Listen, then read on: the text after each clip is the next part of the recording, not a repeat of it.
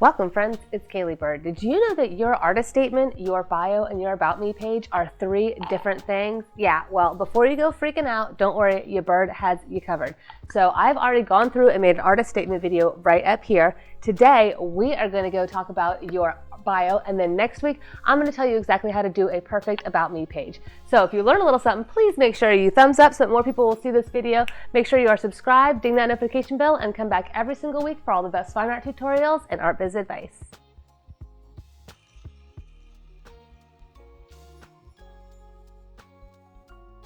Okay, first things first, let me break it down for you. Now, the difference between a bio, an artist statement, and an About Me is pretty simple. Your bio is going to be more like a professional blurb about you, like history, like facts, right? Your About Me is more like a personal, like a fun thing that you're sharing something about yourself with your audience. And then an artist statement is more right about a specific body of work, because we're doing our work in cohesive bodies of work, right? Yes, so you write artist statements when you have a beautiful cohesive body of work. So those are the basics of the 3 differences. So first and foremost, when you are writing your bio, this is probably the only place on your website that I would say it is appropriate to have it written in third person. I don't necessarily recommend that it has to be in third person, but if you think about it, the word bio is short for biography, and a biography is written in third person because it's written about someone else. Autobiography is written about yourself. So every place else on your website, I highly recommend first person. However, for your bio, you can do third person. And when you're ever asked to submit a bio, like for a job or a resume, or if you already have a job someplace and they want to write up about you on their website, that always needs to be in third person. So the only place that your bio could ever be in first person would be on your website. However, it is the only place on your website where third person is appropriate. Okay, you got that? Just in case you're not sure what third and first person means, think about first person as talking about me. I'm talking about myself to someone in front of me. Third person means that you're basically talking about yourself as if you're another person and you're not in the same room. So instead of saying, I am an artist and I do oil paintings, you would say, Caleigh Bird is an artist and she does oil paintings. Get it? So as I said, your bio is more a list of the professional things that you've done. Now, I don't mean a list like in your CV. Don't know what a CV is?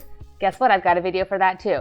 But your bio is more of like a story of your CV. And this is the only place where you would really want to list out like your degrees or where you got them, or potentially where you've lived. But on your other things like your artist statement and your About Me, you would not list out those things. So your bio is going to be a little bit more fact-based. It's going to be, I would say, the most dry or maybe the most boring of the 3, but it doesn't need to be boring because you're an artist and therefore your story is going to be interesting. So the key is to make your bio interesting, even though it's got a little bit more of the dry facts than maybe the other 2 things do.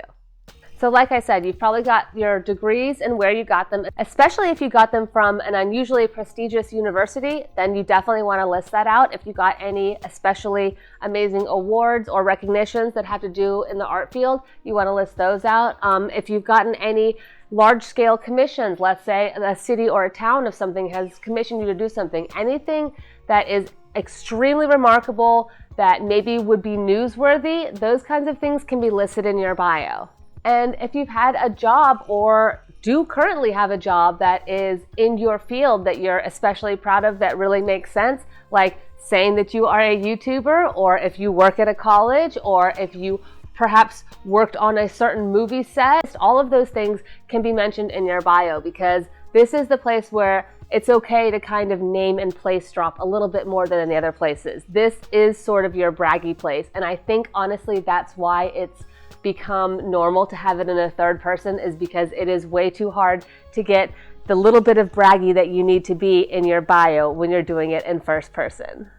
Also, if you need to reference a date, it's better to give just the year. Don't go any more detailed than that. And it's better to actually state the year instead of however many years ago it was. Because if you say something like, I did this in 2015, then your bio stays good and updated. But if you say, I did this 6 years ago, then next year you're going to need to change it to 7 years. Next year you're going to change it to 8 years. The next year you're going to need to change it to 9 years. So it's better if you're going to reference a date, don't do anything more detailed than the year, because nobody wants to hear it. And just say the year. Don't say how many years ago it was. Save yourself the extra effort of having to update things later on.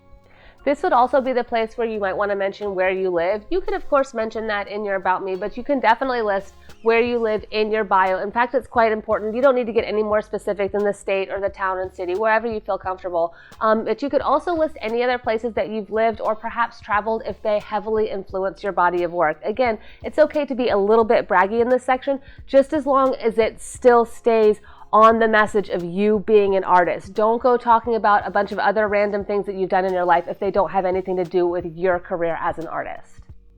And definitely don't forget to have at least one, maybe two sentences, a very brief statement about the type of artwork that you create, maybe your influence, something like that, because occasionally this might be the first or only thing that people see or read about you. Normally people will see a bio in the context of you being a part of something bigger or having your artwork on a place, but occasionally this might be the first or only place that somebody actually sees things written about you. So it is a good idea to include a very small portion about the specific kind of work that you do. Now, a few tips and pointers about the semantics of writing your bio. This should not be a long statement. This is probably going to be shorter than your artist statement.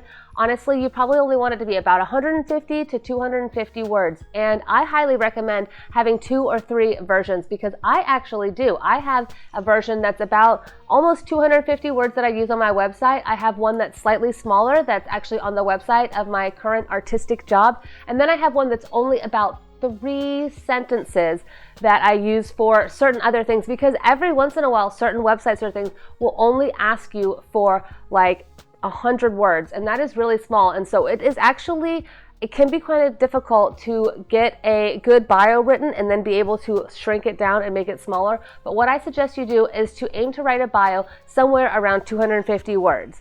Make it as good as you can, get it double checked, triple checked, have somebody else, have 2 other people look at your grammar, spelling, make sure it flows, make sure it smells good, make sure the spelling is good, and make sure it just has a nice flow and actually sounds kind of interesting and isn't too wordy or boring. And then take that 250 word bio that we are happy with and rewrite it again so it is only about 150 words. And do the entire process again. Make sure it is succinct, make sure it sounds good, maybe have 2 other people read it, and then do that one more time and bring it down to about 75 to 100 words. And once you have done that, you will have 3 different versions of your bio, and you will be set anytime any place or any website asks you for a bio, you will have one ready to go. And above all else, don't forget that your bio is meant to make you look good. So if there's some aspect of your life that's maybe a little less interesting, or if you don't have a college art degree, then don't add that in there. Definitely don't put in, oh, so-and-so wishes she or he had a degree. It should be nothing like that. If you don't have a degree, then maybe put in how you're self-taught and the things that have influenced you. It's not a bad idea, even in your bio, if you have 1 or 2 major periods, styles, artists that heavily influence your work, you can add that in here too. This is about making you sound good. So if you're lacking in some way, don't point that way out. Focus on other things that make you look good. Trust me, don't overthink this, okay? You're gonna do fine. Hopefully you're feeling so much more confident about writing your artist bio. You've got this in the bag. But if you do need more help with this or any other writing about your art, don't forget I am available for one-on-one mentoring via webcam. I've also got this great playlist going on with all the different ways that you need to learn how to write about your art. From your CV to your artist statement to product descriptions in your store to even writing a newsletter. Check out this website. I've got all kinds of different ways that you can learn how to get better about writing about your art. Thank you so much for being here today, folks. I hope you learned so much. Make sure you hit that subscribe button, ding the notification bell, and I will see you next week for all the best fine art tutorials and art biz advice.